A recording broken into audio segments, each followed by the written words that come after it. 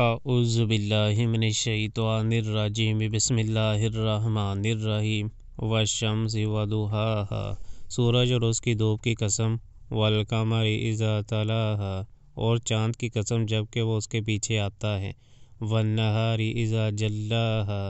اور دن کی قسم جبکہ وہ سورج کو نمایاں کر دیتا ہے، واللیل اذا یغشاہا، اور رات کی قسم جبکہ وہ سورج کو ڈھانک لیتی ہے، والسماء وما بناہا، اور آسمان کی اور اس ذات کی قسم جس نے اسے قائم کیا،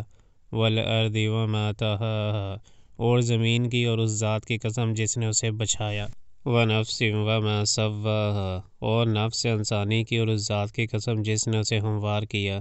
فالہمہا فجورہا وتقواہا، پھر اس کی بدی اور اس کی پرہیزگاری اس پر الہام کر دی، قد افلح من زکاہا، یقیناً فلاح پا گیا وہ جس نے نفس کا تزکیہ کیا، وقد خاب من دساہا، اور نامراد ہوا وہ جس نے اس کو دبا دیا، کذب ثمود بطغواہا، ثمود نے اپنی سرکشی کی بنا پر جھٹلایا، اذ انبعث اشقاہا، جب اس قوم کا سب سے زیادہ شقی آدمی بفر کر اٹھا، فقال لهم رسول اللہ ناقۃ اللہ وسقیاہا، تو اللہ کے رسول نے ان لوگوں سے کہا کہ خبردار، اللہ کی اونٹنی کو ہاتھ نہ لگانا اور اس کے پانی پینے میں مانع نہ ہونا، فکذبوہ فعقروہا